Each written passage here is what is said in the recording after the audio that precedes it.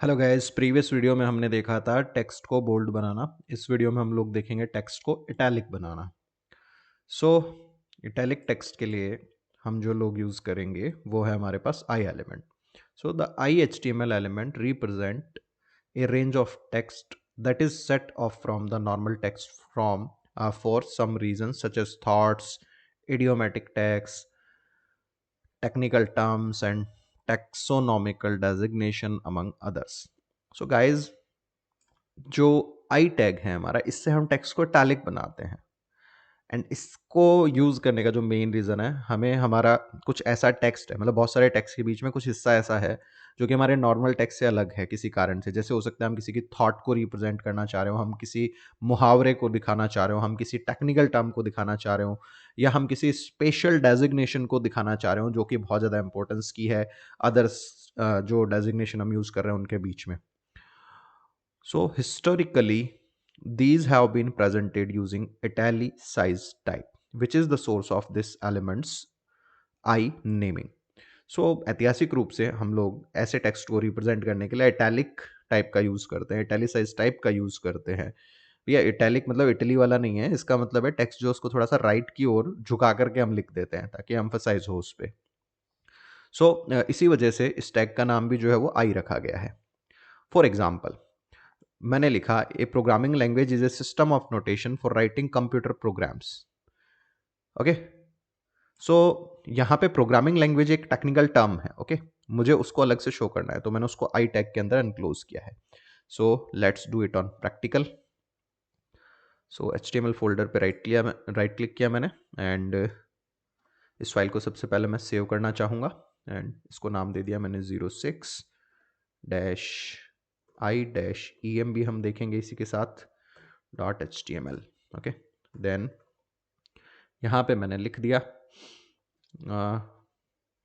Italic text. Okay, now यहाँ हम लोगों ने वो कोड ले आते हैं, ये टर्म ले आते हैं, अलग से टाइप करने से अच्छा है।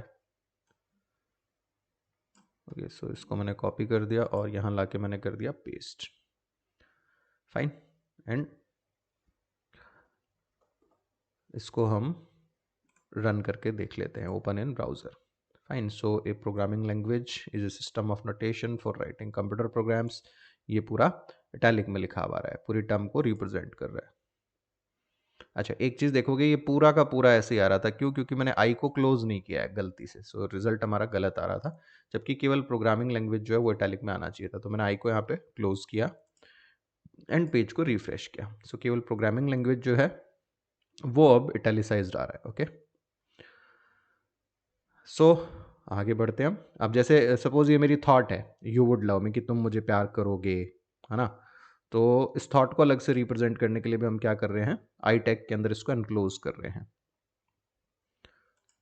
सो इस तरह से हमने इसको यहाँ पे डाल दिया एंड पेज को रिफ्रेश किया। अच्छा, एक चीज़ आप लोग नोटिस कर रहे होगे, यहाँ पे आई टैग जब हम यूज़ कर रहे हैं लाइन चेंज नहीं हो रही है, राइट? और इसे चालू और बंद करना पड़ रहा है। दैट मीन्स आई टैग भी क्या है हमारा, एक तो कंटेनर टैग है। कंटेनर टैग वो होते हैं जिन्हें चालू भी करते हैं और बंद भी करते हैं। दूसरी बात, इनलाइन टैग है, दैट मीन्स लाइन चेंज नहीं होती है ना? सो आगे बढ़ते हैं इसी में हम लोग। सो लेट्स सी, नेक्स्ट है हमारे पास the EM HTML element marks text that has stress emphasis. Typically, this element is displayed in italic type. जब किसी स्ट्रेस एम्फेसिस को हमें शो करना है उस टाइम पे हम EM का यूज करते हैं। EM का भी जो आउटपुट है वो बेसिकली इटैलिक टाइप में ही आता है। ओके, सो जैसे मैंने लिखा, his father was worried about his education. सो ये एक स्पेशल स्ट्रेस वाला इमोशन है ना? सो इसको मैं आई में भी डाल के इटैलिक कर सकता हूँ, बट वो ऐसा लगेगा जैसे आप कुछ और शो करना चाह रहे हैं, तो उसकी बजाय हम लोग यूज़ कर लेते हैं यहाँ पे EM का। फाइन, सो नाउ मैं इसको जब रिफ्रेश करके देखूंगा आउटपुट सेम ही आएगा, कुछ अंतर नहीं है। ठीक है, मतलब इटैलिक फॉर्म में ही आ रहा है। सो कब हमें आई का यूज़ करना है, कब हमें ई एम का यूज़ करना है, बहुत सारे लोग कन्फ्यूज़ होते हैं, तो इसको भी थोड़ा सा थियोरेटिकली हम देख लेते हैं। Some developers may be confuse by how multiple elements seemingly produce similar visual results. बहुत सारे लोग इनिशियली स्पेशली कन्फ्यूज होते हैं इस बात से कि अलग अलग एलिमेंट किस तरह से सेम रिजल्ट्स जो है वो प्रोड्यूस कर रहे हैं। EM and I are common examples since they both italicize text. What's the difference? Which should you use? So guys, EM और I उन कुछ टैग्स में से एक हैं जो कि सेम रिजल्ट प्रोड्यूस करते हैं। जैसा हमने देखा ये क्या कर रहे हैं, टेक्स्ट को इटैलिसाइज कर रहे हैं। तो इन दोनों में अंतर क्या है, कौन से को आपको कब यूज करना है?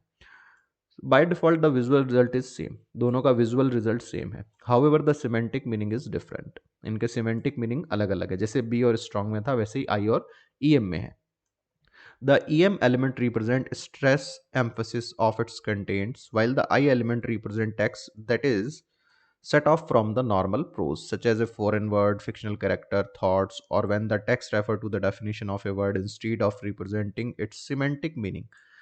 तो जब स्ट्रेस एम्फेसिस कर रहे हैं किसी कंटेंट पे तो हम ई एम का यूज़ करेंगे, जबकि आई को हम तब यूज़ करते हैं जब कोई ऐसा कंटेंट है जो नॉर्मल से अलग है, या किसी फॉरेन वर्ड को हम शो कर रहे हैं, किसी फिक्शनल कैरेक्टर को या थॉट्स को हम शो कर रहे हैं, या टेक्स्ट जो है वो किसी डेफिनेशन को रिप्रेजेंट कर रहा है सिमेंटिक मीनिंग के बजाय, तब हम लोग यूज़ करते हैं किसका,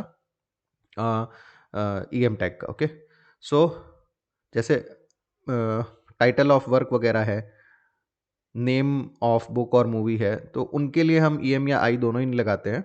उसके लिए हम लोग यूज़ करते हैं साइट टैग को, वो हम बाद में कभी देखेंगे। This means the right one two use depends on the situation. तो कौन सा सही है वो डिपेंड करेगा सिचुएशन पे। Neither is for purely decorative purpose, that's what CSS styling is for.